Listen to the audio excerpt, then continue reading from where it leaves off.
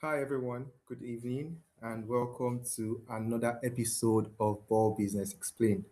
Now, first, I would like to sincerely apologize for this episode coming a bit late. It should have come in 2 weeks ago, but unfortunately, it's just coming now. And if you've gotten to this stage and you haven't subscribed to our channel, I'd like you to like, share, and also subscribe to our channel. My name is Oluwamidu Adebi, and today I'll be your host for Ball Business Explained. And together with me is Tumishe, Mr. Ben in the studio. We have so many questions that were asked over the past 2 weeks, and we just picked a couple of them to answer. And these questions are real, direct questions from all of you in the community, and for those of you that sent us questions to our mail. And you know, it's lovely to be here again, once again, and we'll just get right into the questions. So, Mr. Ben, can you bring up the first question for us?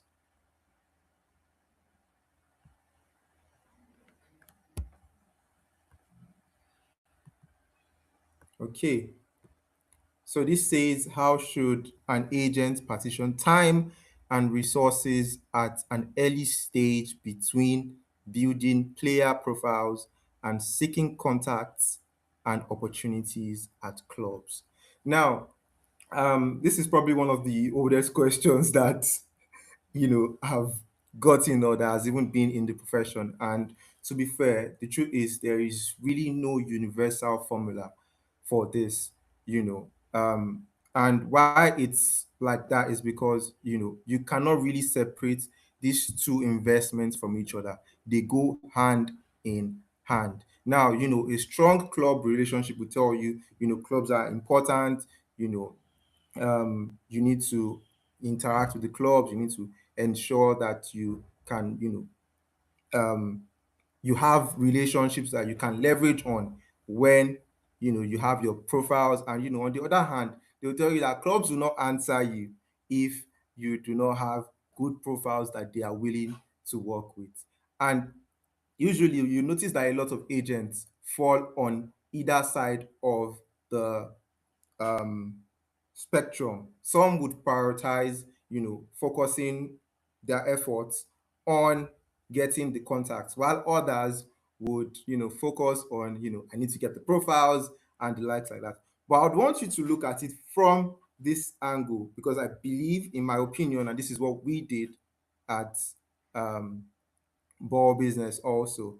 Now, I believe that instead of treating each of these, um, investments as separate, why not mix them together? Why not treat them as more or less sequences and not divisions? It should not be, oh, I will first sort out the um, club profile and then I would move to um, the player profile. Why not, do it like this? You can start building your profiles little by little with the clubs, attending games, staying visible, being, creating that digital footprint, responding to opportunities, going out for conferences, while also, looking at players that you think might be worth the effort.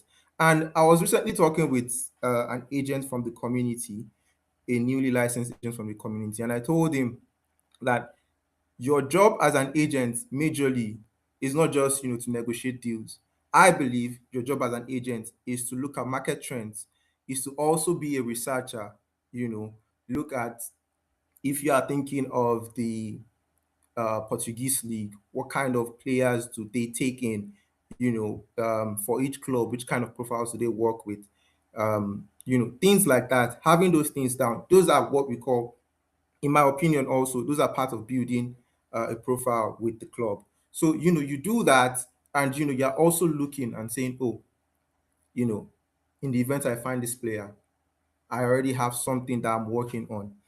So it's more or less like a safe blanket in order to avoid traps, because you could find the player, you could find a very good player, and then you start looking for clubs for the player. It won't really work out the way you would intend it to be.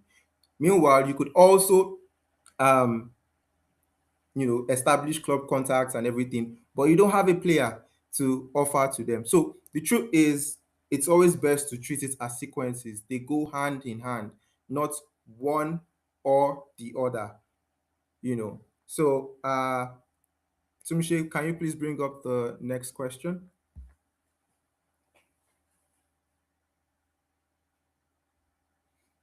Okay, so this question says, if my agency previously received a scouting or finder's fee from a club for identifying a player, can I legally represent that same player in their contract negotiations with the new club?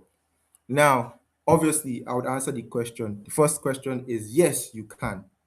And I believe that this question is in two folds. Yes, you can. However, there is more or less a conflict of interest perspective to this question, which is that you're representing dual bodies. That means you're representing the player, and in a way, you're also representing the club. And we all know that before you can do that, you have to get the written permission from both parties, revealing to them, oh, I actually identified so for you, but I will be representing the player in that transaction. It's a different case, and there might not necessarily even be a conflict of interest if um, the finder's fee has been finalized. Probably, I'll give an example. Let's say you find a player for a club, you identify a player for a club, and the club pays you a finder's fee, probably 6 months down the line. And, you know, now the player is like, oh, I want you to represent me in, so and so. Now, you have an obligation to tell the player that, oh, so and so, I actually, you know, picked you out for this club that you're telling me to, you know, represent you in their contract negotiations and the likes like that. And ensure that the player understands, everything that goes into this. And I would advise you, it is always best to get a written acknowledgement from the player and the club that they were informed. This would protect you, and it will go, trust me, it will go a long way, because you never know how things will pan out. Now, once you do that, for sure, you can represent, the player in the contract negotiations. And remember, you can represent a player and an engaging entity. However, according to FIFA rules, which who knows might change following the recent you know ruling on the FFAR. But right now, what stands is that you can represent a player and an engaging entity. You can represent the club that is selling and the player in the same transaction. I want you to remember that when you are negotiating deals. Now, Mr. Ben, to the next questions. Okay, so this question says, I have a player on my books, but I lack the contacts to negotiate with clubs directly. Another licensed agent is willing to handle the negotiation on my behalf. Beyond the paperwork between us, is this agreement valid? And what do we as agents need to have in place before proceeding? Does my client actually need to know someone else is negotiating on his behalf? Now, I believe this question is one we answered in episode 5. So I want to just say that up front. And, if you haven't watched episode 5, I would encourage you to go back and watch episode 5. Now, when it comes to things like this, it is allowed. And, it's more or less like you just need like a mandate agreement. And remember, FIFA tells us that, connected agents are people who work on, multiple, who have worked together on, certain number of deals. Um, and you also know that connected agents could be people related to you who are also agents and the likes like that. So yes, you need to get a documented sub mandate between the two agents, and obviously, because you asked and said, does my client actually need to know someone else is negotiating on his behalf? Now, I know that a lot of us would not want your client to know that someone else is negotiating on his behalf, so that they'll not say, oh, I'll probably just go with this other agent and not go with you. So, but the truth is your client needs to know that someone else is negotiating on his behalf. It's more or less just like disclosure obligations. It's your obligation to disclose this to your client and say, oh, we're actually working on a deal. You could go like this, oh, we're actually working on a deal, to, let's say, for example, Bayern Munich, and I'm speaking with another agent who is speaking with the club on our behalf. And once he gets back to me, I will definitely let you know and present the proposals to you. And this is something, it's funny because this is something that happens almost every day, if not every day, in the industry. More often than not, someone that knows or has a contact with the club. Now, they could link you directly with the club or with their contact, but oftentimes, you know, they would also want something, probably like a commission where you split the commissions and stuff like that. So what you do is you have a mandate agreement in place stating, how the commissions are going to be divided, and stating,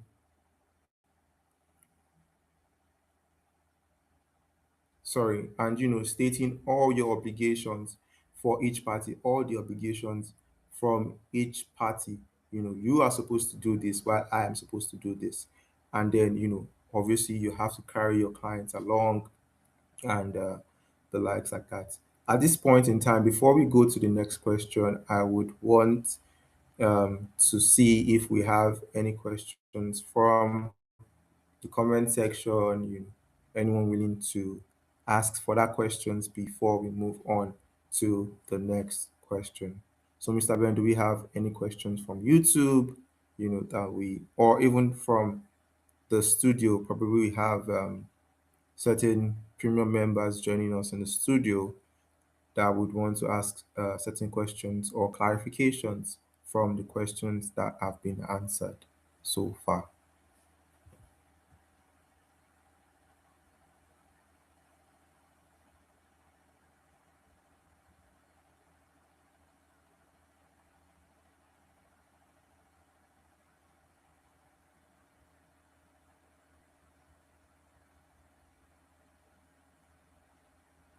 Okay, so I take that as a no, and we'll move on to the next question. Now, can you please bring that up for us so that we can, delve into it and see how it would, you know. Okay, wow. Okay, so this question says, my representation agreement was terminated after 2 years because the player wants to sign with another agent, but he still has 1 year left on the contract I negotiated and is refused to pay the service fee for that remaining year.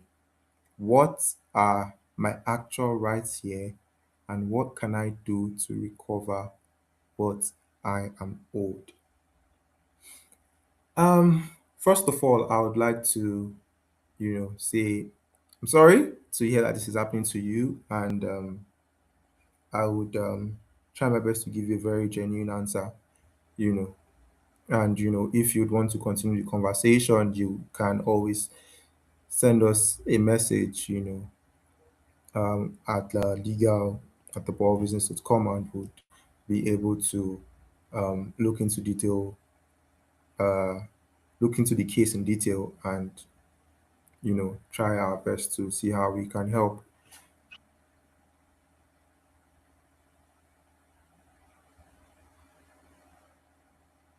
Okay, to see how we can help. Now, the first things first is, I think this is something that we have kind of discussed in episode 6. I can't really remember now, but you can check episode 6 to you know check that. Now, we have the FIFA tribunal, and the FIFA tribunal consists of three chambers. However, the one pertaining to agents currently has been suspended or sort of cancelled due to certain issues, and that's the agents chamber. Now, this means that initially, in this kind of situation, what would have happened was that you would go to the agent's chamber and lay your claim before the tribunal, and then you would, apologies, it seems we have a question from the studio. Before I move on, I'd like to check the question.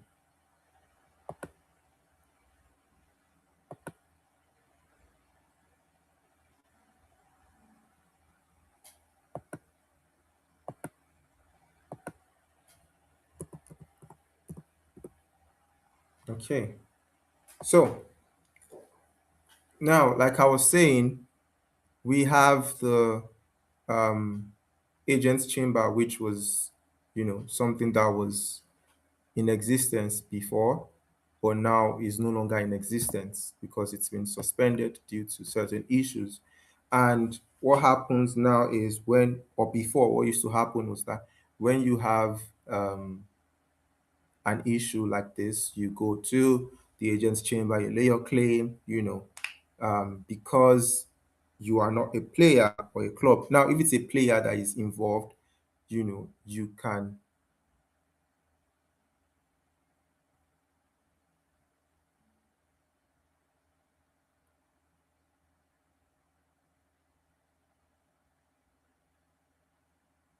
really hope you can see me.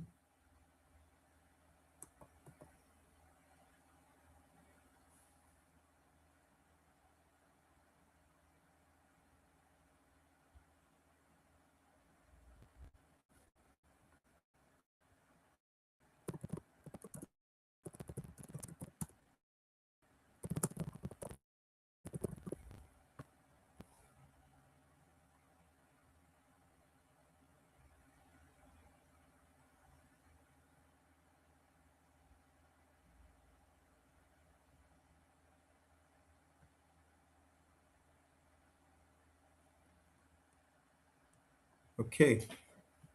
So I'm sorry about that, guys. I couldn't see myself, so I had to, check in with the producer, Mr. Ben.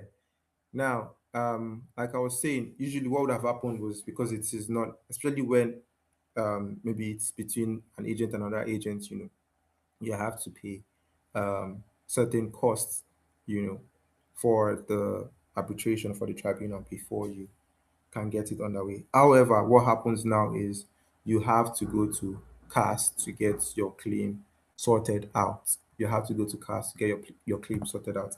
And while CAS might be a little bit difficult because of the procedure that concerns CAS, CAS is the best way. So if you go to the FIFA tribunal, you would not be able to get your claim. Now, I would answer the second part of your question that says, what are your actual rights? Now, the FFAR provides that even though you have you are no longer in contract with the player, probably your representation agreement was terminated, like what happens here, and or what has happened to you, and you negotiated, let's say, a 5-year contract with a player.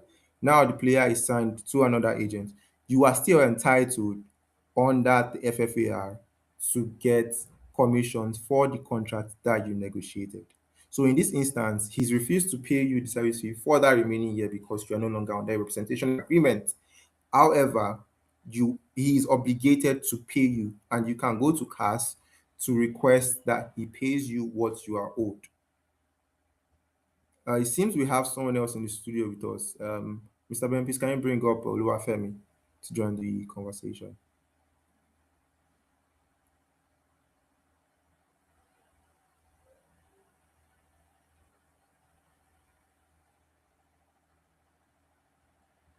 Okay.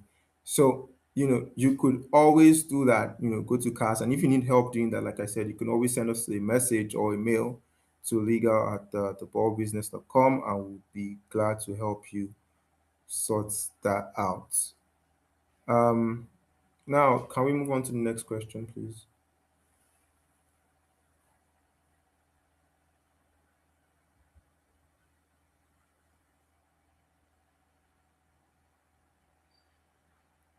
Ooh. The question says, "Hi, I am really facing challenges on where to start as a fresh new agent. I am really stuck. I do not have any idea what I can do or what questions to ask." Um, Before I answer this question, Moses Oluwafemi, how are you? Can you hear me? Okay, seems he's having some network issues, so we'll just move on. Um, I can actually relate to this particular challenge, and I think almost everyone who is an agent can or should be able to relate to this question because it kind of happened to almost everyone, if not everyone. So the first thing I'll tell you is this feeling of being overwhelmed, or being stuck or feeling stuck is completely normal. And you know, I would not come and give you motivational quotes or tell you, what doesn't kill you make you stronger, because sometimes what doesn't kill you might come back to kill you again, you know. So, but what you could do is create sequences or structures, and I would like to say, because this worked for me, you can try and do something called the 90 days rule. um, what would your first 90 days, what your first 90 days can actually look like, so that when what tried to kill you comes back again, it meets you prepared, and you come out stronger than you were before. So this 90 days challenge or calendar can be divided in 2 weeks. Now, the first week, you could structure the first 2 weeks to compliance and infrastructure. So you need to look in your national association. Are you registered? What's the system like? If you need to even move players, what are the systems like? What are the processes to even move players outside of the country or even within the country? Does your country have a national association of football agents? In Africa, every country, almost every country has that. You need to look at these things, identify them, and I think we covered that also in episode 4. So this is for all of you who have not watched previous episodes. You need to go back and watch previous episodes. Now, for week 3 to 6, what you can do is, maintain that visibility and building relationships. So what you're doing is you're putting yourself out there, you're attending conferences whilst building your ideal profile, the kind of players you'll be looking for. So these go hand in hand. Remember, we said that in the first question. These go hand in hand. So attending games, watching games, networking with fellow agents, and the likes like that, attending academy showcases, trials, getting your name out there, putting pictures online, managing your social media, which by the way you could also do on Ballbridge, you know and that could be your weeks 3 to 6. That way, you could create a model, create an ideal profile, kind of players you'll be looking for. This is the period to do that. We want you to focus on compliance, ensure you're in compliance with everything, take your CPD classes, check in with your national association, what are the rules, what are the regulations, what are the things you need to um, follow through with, and what is the process of transfers within your national association or within your nation or country, and even in terms of moving players outside of your country. Now, for week 7 to 10, you can then start real conversations, approach clients. And I would advise you that when you are approaching clients, you only approach clients that you can offer something concrete. I believe myself and Fumbi discussed something similar to this in previous episodes. And I mentioned then that what you can do is don't sign players for the sake of signing players. Sign players that you can legitimately help. It is not signing players is not a trophy. It's not a trophy that you put in your trophy cabinet and say, "Oh, I have 60 players." Sign players that you can legitimately help. And when you approach them, don't sell them dreams that you cannot fulfill. Be upfront with them. explain what you're going to do for them, and the likes like that, and then carry it out. And then you can move with the player. You don't have to sign. I spoke with an aspiring agent and it was like, oh, I have a place I could sign 10 boys. And I was like, no, if you sign 10 boys when you become an agent, how do you have a legitimate plan to get those boys opportunities? If you do not, then there's no need to sign them to representation agreements. Now for week 7 to 10, we mentioned that weeks 1 to 2 is compliance and infrastructure. Weeks 3 to 6 is visibility, building your relationships with people, with clubs, identifying the right profile that you'll be going for. Week 7 to 10 is to now engage players that fit into those profiles. Now weeks 11 to 13 is now getting them to sign a representation agreement, because week 7 to 10, you've already started conversations with them, you've gotten to know their parents, their contractual situations, if they have any encumbrance and the likes like that. So weeks 11 to 13, you can then start your representation, reach out to clubs that you have, been building relationships with. From weeks 3 to 6, reach out to people, reach out to other agents who you think might be able to help you, with that player, to be able to secure opportunities for that player. And you have the ball business community. You have you'll be shocked to know that there are so many people in so many places that might be able to help. So if you have players, you could check the player profile, you could interact and get to know people. And the importance of community building, the importance of building those relationships and visibility. A lot of people neglect it and focus. We discussed it in the first question. Focus majorly on, oh, I need to sign a player. While others, they will say, okay, you know what? Let me first sign. Let me first build relationships and then go and look for the player. But they go hand in hand. And from this explanation, you see that this is a legitimately step by step way you could go about. So you're breaking it down into sequences. Take it step by step, week by week. Once you do that, you know, and you still have further questions, you can always reach out to us at community at the ball business, and would be able, or will be very happy to help you out with that. So, Mr. Ben, can you please bring up the next question? Okay, so I lost a tribunal case on a commission dispute. Is appealing to CAS actually worth it?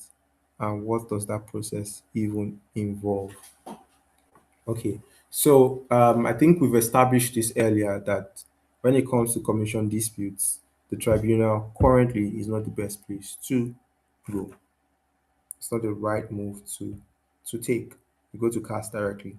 Now, um, to answer the first part of the question, is appealing to CAS actually what it is? Well, it is.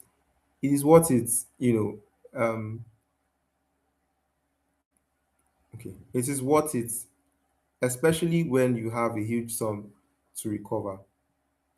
And even when you don't, you could always gauge it. For example, if you have, let's say, 200, which is pretty small, $200 commission, you might think it's not what it is. But it could be, I've interacted with some clients that for them, it's more or less like a principle, not about the amount, but the principle behind it, which says that, for them, they believe that they should not be cheated out of something that is theirs.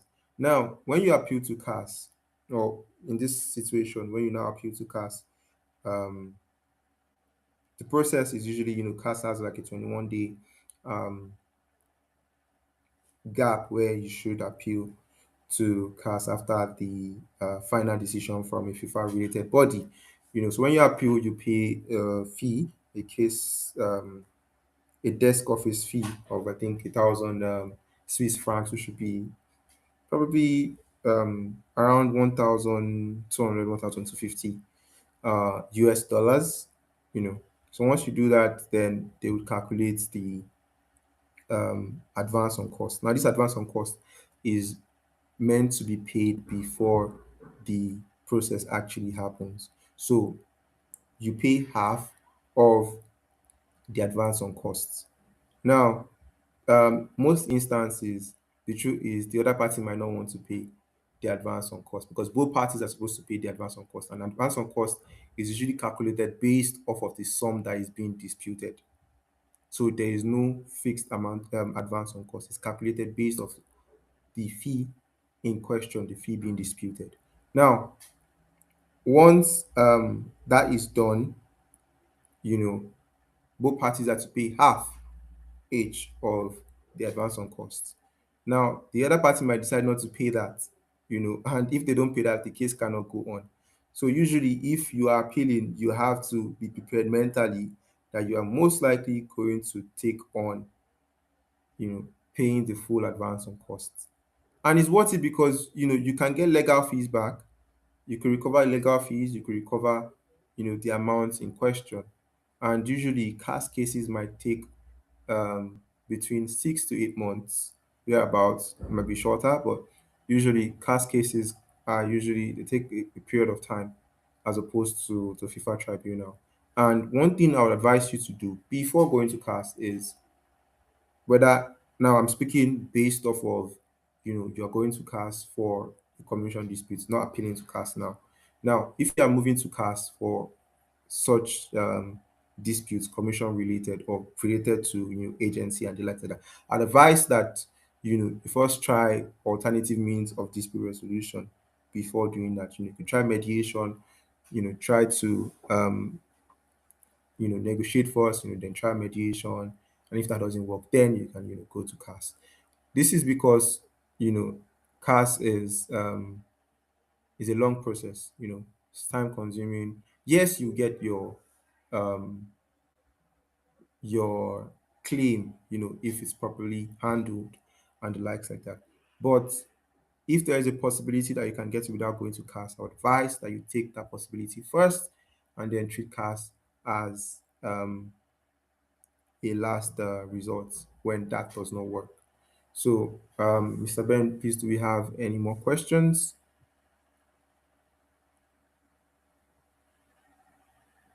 Okay, now for those of you that have not signed up for Ball Bridge is the assistance you need. You can, and one thing is when you sign up, you get free 45 ball credits.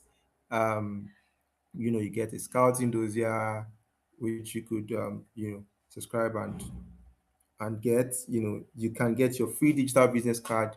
You can sign up. And also get contract drafting. There are legal templates that you can use. And I know there's a CRM you can use to get your work, arranged and the likes like that. And now I would like to say that, if tonight we've answered the question that you've asked, or we haven't answered the question that you've asked, I would like you to send the questions that you want answered to us at community@theballbusiness.com.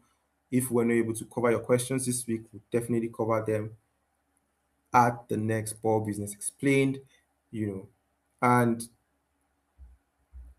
I advise go back, watch our previous episodes, get in line with these things, and reach out to us if you need any issues. We are available for you at legal@theballbusiness.com. Send us questions at community@theballbusiness.com, and we'll be very happy to help you out. Thank you, everyone. Thank you for subscribing, liking, and sharing our platform. Thank you for continually engaging our platform. We appreciate your continual support, and good night.